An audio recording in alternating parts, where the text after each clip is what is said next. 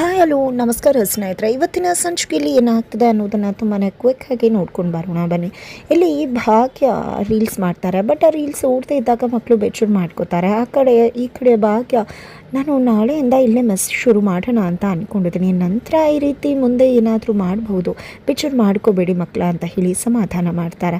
ನಂತರ ಇದ ಕಡೆ ರೀಲ್ಸ್ ಓಡ್ತಾ ಇದ್ದಾಗ ಏನು ಮಾಡೋದು, ಈ ಕಡೆ ಇರೋದೇ ಒಂದು ಕಂಪ್ನಿ, ಸುಮ್ಮನೆ ಯಾಕೆ ಆದಿಯವರು ಕೂಡ ಇಲ್ಲಿ ಕೆಲಸ ಮಾಡಬೇಕು, ಸುಮ್ಮನೆ ಅವರ ಟೈಮ್ ಕೂಡ ವೇಸ್ಟ್ ಆಗುತ್ತೆ ಅಂತ ಯೋಚನೆ ಮಾಡಿದಂಥ ಭಾಗ್ಯ ಇಲ್ಲಿ ಆದಿಗೆ ನೀವು ಕೆಲಸದಲ್ಲಿ ಇರೋದು ಬೇಡ, ನೀವು ಹೊರಟ್ಬಿಡಿ, ನಿಮಗೆ ಸುಮ್ಮನೆ ಟೈಮ್ ವೇಸ್ಟ್ ಆಗುತ್ತೆ, ನಿಮಗೆ ಬೇಕಾದಷ್ಟು ಕೆಲಸ ಇರುತ್ತೆ ಅಲ್ಲಿ, ಸುಮ್ಮನೆ ವಿನಾಕಾರಣ ಇಲ್ಲಿ ಯಾಕೆ ಟೈಮ್ ವೇಸ್ಟ್ ಮಾಡ್ತೀರಾ, ನೀವು ಕೆಲಸಕ್ಕೆ ನಾಳೆಯಿಂದ ಬರಬೇಡಿ ಅಂತ ಹೇಳಿಬಿಡ್ತಾರೆ.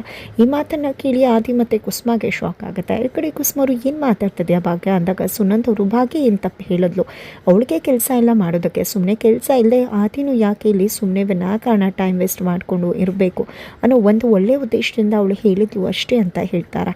ಇತ್ತ ಕಡೆ ಭಾಗ್ಯ ಕೂಡ ಹೌದು ಅದೇ ಆದಿಯವರು ಪಾಪ ಯಾಕೆ ಈ ರೀತಿ ವೇಸ್ಟ್ ಆಗಿ ಇಲ್ಲಿರಬೇಕು, ಈಗಿರೋದೇ ಒಂದೇ ಒಂದು ಕಂಪ್ನಿ, ಅದಕ್ಕೆ ನಾನೇ ಹೋಗಿ ಡೆಲಿವರಿ ಮಾಡ್ತೀನಿ, ಬಟ್ ಆದಿಯವ್ರಿಗೆ ಯಾವುದೇ ರೀತಿ ಕೆಲಸ ಇಲ್ಲ, ಸುಮ್ಮನೆ ವಿನಾಕಾರಣ ಅವರು ಯಾಕೆ ಸುಮ್ಮನೆ ವೇಸ್ಟ್ ಆಗಿ ಟೈಮ್ ವೇಸ್ಟ್ ಮಾಡ್ಕೋಬೇಕು ಅನ್ನೋ ಕಾರಣಕ್ಕೆ ನಾನು ಈ ರೀತಿ ಹೇಳಿದ್ದು ಅಂತ ಹೇಳಿದಾಗ ಸರಿ ಆಯಿತು ಬಿಡಿ, ನೀವು ಕೆಲಸ ಎಲ್ಲ ಬರೋದು ಬೇಡ ಅಂತ ಹೇಳ್ತಿದ್ರ ಅಲ್ವಾ, ಸರಿ ಆಯಿತು, ಸುಮ್ಮನೆ ನಿಮಗೆ ಯಾಕೆ ತೊಂದರೆ, ನನ್ನಿಂದ ನಾಳೆಯಿಂದ ನಾನು ಕೆಲಸಕ್ಕೆ ಬರೋದಿಲ್ಲ ಅಂತ ಹೇಳಿ ಆದಿ ಕೂಡ ಹೇಳ್ತಾರೆ.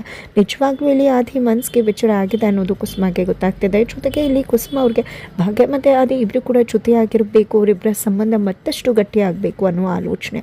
ಹಾಗಾಗಿ ಭಾಗ್ಯ ಆದಿಯನ್ನು ಕೆಲಸದಿಂದ ಹೋಗಿ ಅಂತ ಹೇಳಿದರೂ ಕೂಡ ಕುಸುಮ ಅವರು ಖಂಡಿತ ಆದಿಯನ್ನು ಕೆಲಸದಿಂದ ತೆಗೆಯೋದಕ್ಕೆ ಮುಂದೆ ಆಗೋದಿಲ್ಲ. ಹಾಗಾದರೆ ಇಲ್ಲಿ ಆದಿ ಕೆಲಸದಿಂದ ಹೋಗ್ತಾರಾ ಅಥವಾ ಭಾಗ್ಯ ಜೊತೆಯಾಗಿ ಅಲ್ಲೇ ಶಕ್ತಿಯಾಗಿ ನಿಂತ್ಕೋತಾರ, ಏನಾಗುತ್ತೆ, ಅತ್ತ ಕಡೆ ತಾಂಡವ್ ತನ್ನ ಮನೆಯನ್ನೇ ಕಳ್ಕೊಂಡ್ಬಿಡ್ತಾರೆ ಶ್ರೇಷ್ಠ ಅವಾಂತರದಿಂದ, ಏನಾಗುತ್ತೆ ತಿಳ್ಕೊಬೇಕು ಅಂದರೆ ಮುಂದಿನ ವಿಡಿಯೋಗೆ ವೇಟ್ ಮಾಡೋದನ್ನು ಮರಿಬೇಡಿ.